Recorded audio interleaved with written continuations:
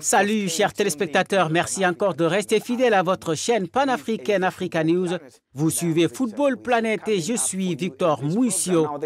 Dans les titres de l'émission d'aujourd'hui, la Ligue des Champions et la Coupe des Confédérations de la CAF ont officiellement démarré ce week-end. Nous regarderons certaines des actions autour du continent. Nous allons nous concentrer sur un match important qui a eu lieu samedi dans la ville congolaise de Madingu entre l'AS Léopard et les géants togolais d'AS Sport de Lomé. Le football en Égypte de retour pour la première fois depuis la catastrophe de 2012 samedi au stade de Port Saïd où 72 personnes sont mortes dans les pires violences dans un stade de football en Égypte. Le stade abrite le club égyptien d'Al-Mahri qui a battu les Zambiens de Green Bullets 4-0 lors du premier week-end de la Coupe d'Afrique des Confédérations de cette année. Les détails à suivre dans cette émission. Et la Ligue des Champions UEFA revient cette semaine avec les huitièmes de finale. Le Paris Saint-Germain affronte le Real Madrid au stade Santiago Bernabéu. Nous avons recueilli quelques commentaires des deux côtés avant cette affiche alléchante. Le football continental est déjà lancé. La Ligue des Champions et la Coupe des Confédérations de la CAF ont débuté ce week-end et des confrontations intéressantes ont eu lieu dans différentes villes du continent. Nous allons nous concentrer sur une affiche qui a eu lieu samedi dans la ville congolaise de Madingu entre l'AS Léopard et les géants togolais d'AS Sport de Lomé. Suivez ce reportage. L'AS Léopard du Congo-Brazzaville s'est imposé 2-1 samedi face à l'AS Togo Sport. Une rencontre qui comptait pour la phase allée des tours préliminaires de la Ligue africaine des champions de la Confédération africaine de football. Les deux équipes vont se séparer sans but à la mi-temps. Du retour des vestiaires, les 22 joueurs vont entrer de plein pied dans le match. Les Congolais soutenus par le public à qui à leur cause mettent la pression. Une pression qui va payer puisqu'à la 49e minute, suite à une action offensive congolaise, un défenseur togolais va marquer contre son camp. L'AS Togo Sport remet les pendules à l'heure à la 68e minute avec Aboubakar Bemba Sangaré. Césaire Nganzé, à la 70e minute, d'une frappe dans les 25 mètres, cloue le gardien togolais. Les tentatives togolaises pour revenir à la marque n'y feront rien jusqu'au coup de sifflet final. Je ne dirais pas que c'est un résultat satisfaisant pour l'AS Togo Sport de Lomé. Toute équipe qui se déplace nourrit l'ambition de gagner. Et, à défaut d'une victoire, repartir avec un nul. Bon, vous savez, notre gazon synthétique est vieux de quoi, je crois, 10 ans. Et comparé à celui d'ici, il y a une grande différence. Et ça a beaucoup embêté mes joueurs. Et par après, ils se sont ressaisis et nous avons égalisé. Et nul était la maladresse de mes défenseurs qu'on n'aurait pas encaissé le deuxième but. On serait parti sur un nul. De son côté, Cyril Donga, l'entraîneur congolais, se dit optimiste pour le match retour. Vous savez, l'AS Léopard est dans un nouveau projet et qu'il y a de nouvelles figures qui ont intégré donc cette grande famille de l'AS Léopard. Et à mon humble avis, je crois qu'il y a beaucoup de choses, je suis conscient qu'il va falloir se mettre tout de suite au travail pour essayer un peu, mais de réagir de façon coriace afin de mieux outiller un certain nombre de secteurs du jeu. C'est des jeunes, la plupart qui découvrent la Ligue des Champions, mais je pense qu'il ne faut pas être trop exigeant. Je crois que le plus grand et long voyage commence par emboîter le premier pas. Il était impératif cet après-midi que nous puissions prendre les points à la maison.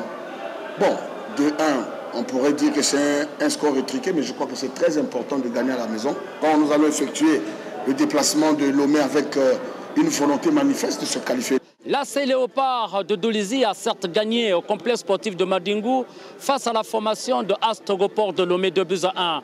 Une victoire qui a laissé un goût amer au public qui s'attendait pourtant à une large victoire de cette équipe de l'AC Léopard. Malheureusement, il faudrait qu'elle se prépare véritablement pour arracher la qualification des 16e de finale dans une semaine à Lomé.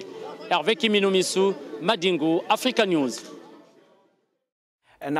Jetons maintenant un coup d'œil sur quelques-uns des résultats des matchs joués ce week-end sur le continent.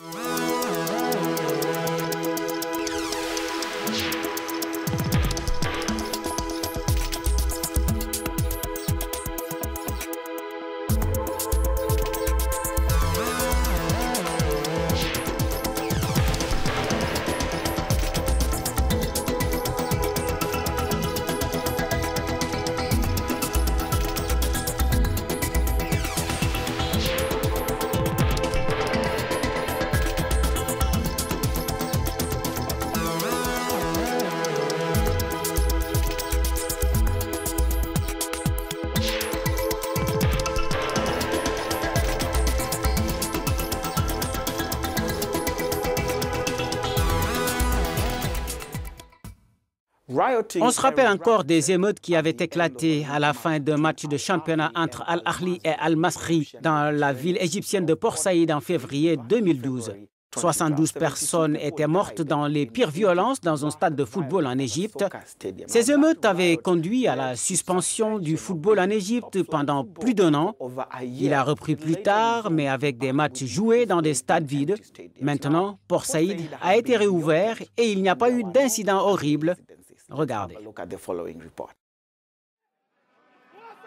6 ans après le pire désastre du football égyptien, les supporters du club sportif Al-Masri de Port Saïd ont finalement été autorisés à réintégrer leur stade.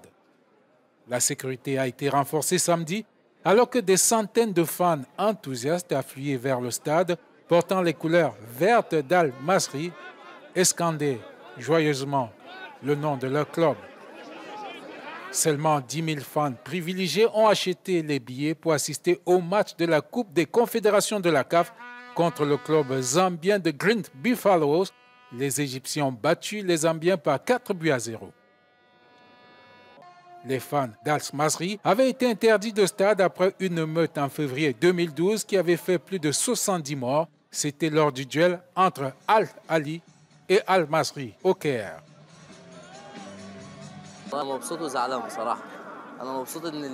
Je souhaite qu'ils soient tous autorisés à entrer dans tous les stades d'Égypte, pas seulement à Port Saïd. Nous avons été lésés depuis 6 ans. Ce stade a été fermé depuis 6 ans. Tous les supporters sont de bonnes personnes qui aiment le football et qui aiment leur club.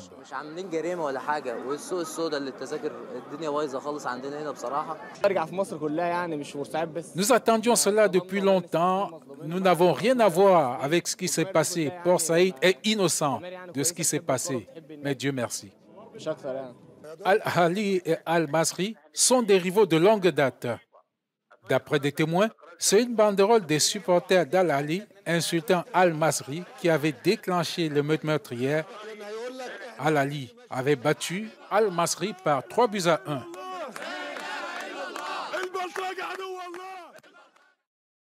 Et maintenant, la Ligue des champions de l'UEFA en Europe revient cette semaine avec les 8e de finale et le Paris Saint-Germain qui affronte le Real Madrid au stade Santiago Bernabéu. Nous avons recueilli quelques commentaires des deux côtés avant cette affiche alléchante. Regardez. Presque prêt, on sera prêt le jour.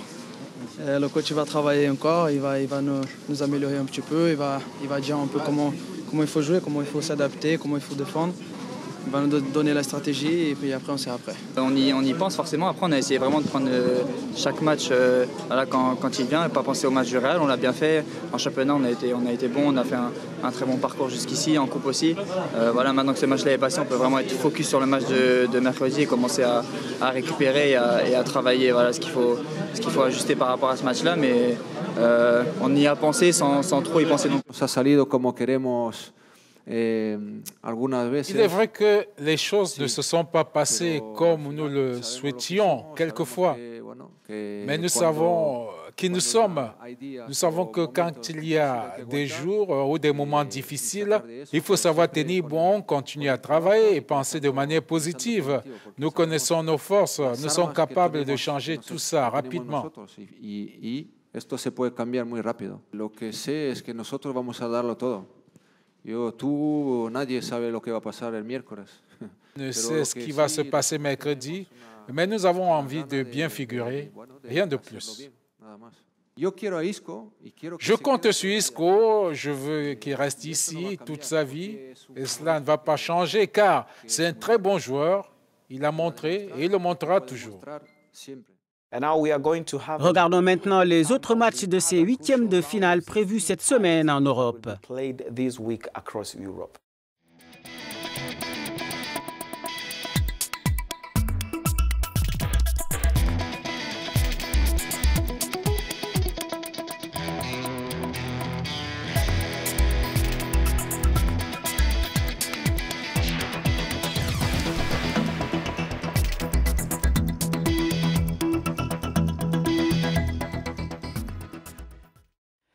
Et c'est fini pour Football Planet cette semaine. Je vous donne rendez-vous la semaine prochaine. Je suis Victor Mouissio et avec l'équipe de production conduite par Marik Amona, je vous souhaite une fabuleuse semaine.